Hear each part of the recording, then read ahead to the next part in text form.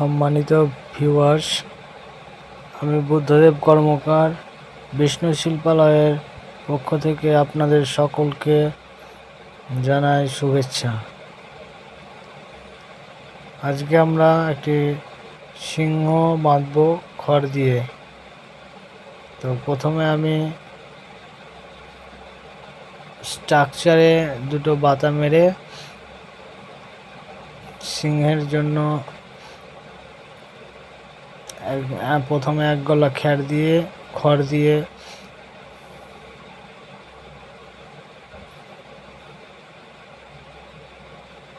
পায়ের দিকটাকে আস্তে আস্তে বাঁধার চেষ্টা বাঁধছি।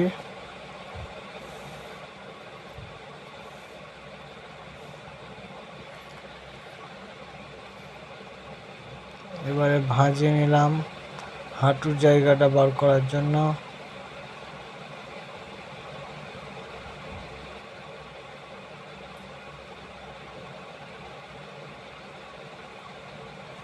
এরপরে আরেকটি ভাঁজ দেব, সেটা হলো থাবার জন্য।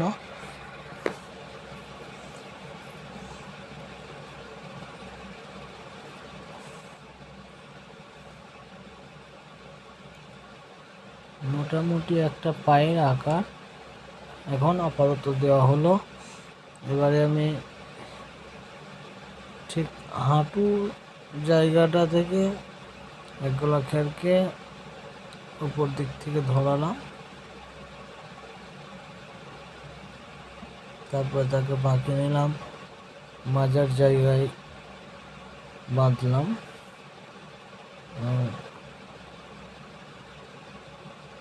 সিংহের যে পায়ের উপর অংশে এবং মাজার যে জয়েন্টটা যেমন হওয়া উচিত সেভাবে করার চেষ্টা করলাম।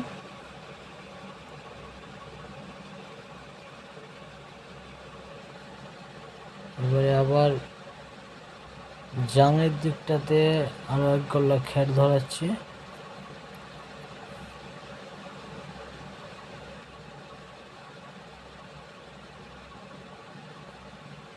এভাবে আস্তে আস্তে আস্তে আস্তে প্রথমে আমি পেছনের দিকটাকে বেঁধে কমপ্লিট করে নিচ্ছি,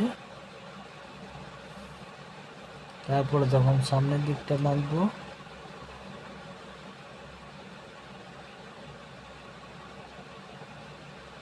তো আমার ওই গল্লাটা বাঁধা হয়ে গেছে। এবার আমি আবার আরেক গল্লা খের পেছন দিক থেকে ধরালাম, ধরিয়ে তাকে সুন্দরভাবে যে পাছার যে শেপটা, সিংহের যে পেছনের অংশটা, সেটাকে গোল করে বেশ সুন্দর করে বেঁধে নিচ্ছি। যেহেতু আমি কাজ করার সময় স্ট্যান্ড দিয়ে ভিডিও শ্যুট করি, তার জন্য আমি চারিদিক থেকে দেখাতে পারছি না, একটু বুঝে নেবার চেষ্টা করবেন।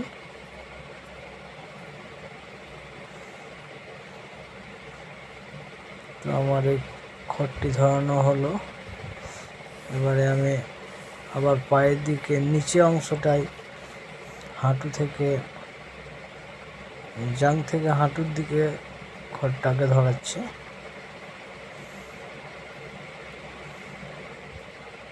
এইভাবে ধরিয়ে আস্তে আস্তে আস্তে আস্তে পাকাতে থাকছি।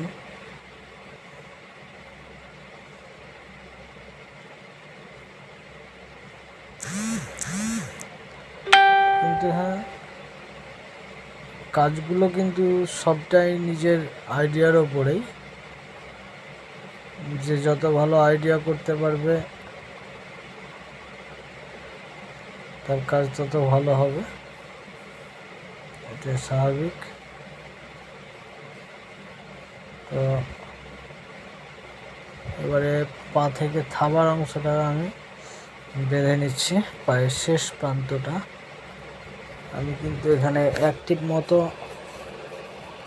অ্যাক্টিভ থেকে একটু বেশি রেখে থাবাটা ছেড়ে দিলাম। তো তোমরা তোমাদের আইডিয়া মতো সিংহের সাইজ অনুসারে তোমরা তোমাদের পায়ের মাপগুলো দেবে। তো আর একটি পা আমি আগে বেঁধে রেখেছিলাম, সেটিকে এখন জুড়ে দিচ্ছি।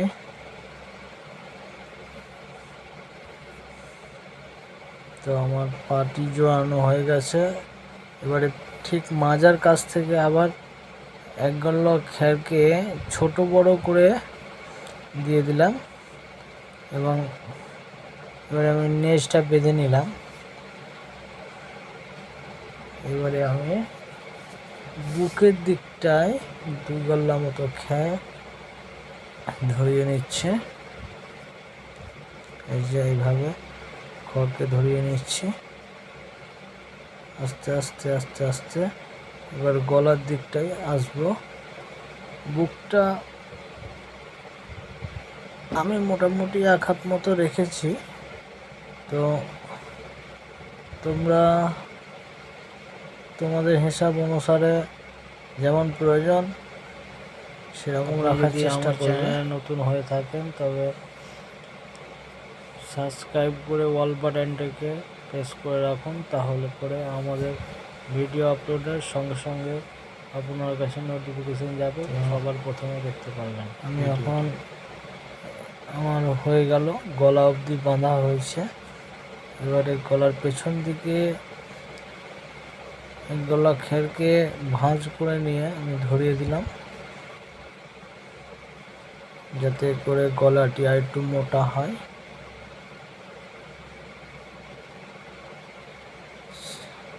সিংহের গলা মোটামুটি বেশ মোটাই হয়, খুব পাতলা নয়। এবার মাথার জন্য গলাটা আমি অ্যাক্টিভ রেখেছি। তোমরা তোমাদের সিংহের সাইজ অনুসারে গলাটা রাখবে।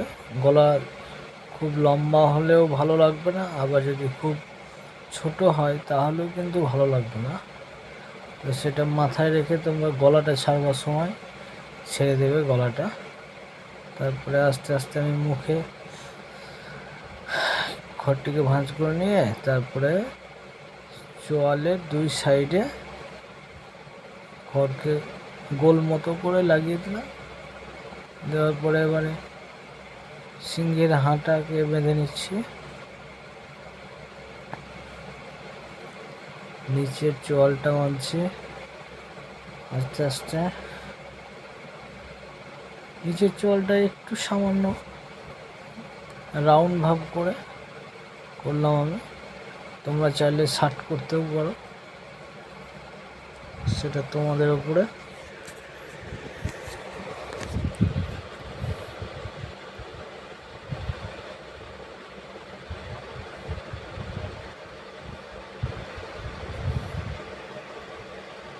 মুখ বাঁধা আমার কমপ্লিট। এবারে পায়ের জন্য প্রথমে আমি এক গল্লা খ্যারকে ধরিয়ে নিয়ে এলাম। তো আমি এইভাবে পা বাঁধছি, এইভাবে না বাঁধলেও হয়, কারণ নিচে পাটাকে বেঁধে নিয়ে তারপরে প্যানা মেরে সেটিং করানো যায়। ওইভাবে তো হয়, কিন্তু এইভাবে আমাকে বেশি ভালো লাগছে, তার জন্য আমি এইভাবে বাঁধছি। তো তোমরা যেমন করে খুশি বাঁধতে পারো, তাতে কোনো সমস্যা নেই। পাটাকে আলাদা করেও বাঁধা যায়।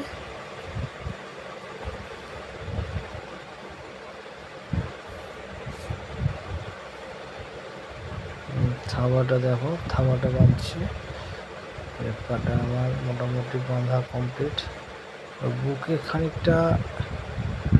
বুকটা খানিক কম কম লাগছিল, তার জন্য আরও 1 মুঠ মতো খড়কে ভাঁজিয়ে ধরিয়ে দিলাম। এবার আমি পেছন দিকের হাতটা বাঁধছি। সিংহের সামনের দিকে বাড়িয়ে দিলাম সিংহের হাতটাকে। তোমরা তোমাদের মতো ভাবে করতে পারো। আমি যে শার্ট করে দিয়েছি, মানে তোমাদেরও শার্ট করে দিতে হবে, তার কোনো মানে এই যে যে শেষমেশ আমাদের সিংহটি বাঁধা কমপ্লিট হয়েছে। ভিডিওটি ভালো লাগলে একটি লাইক, শেয়ার, কমেন্ট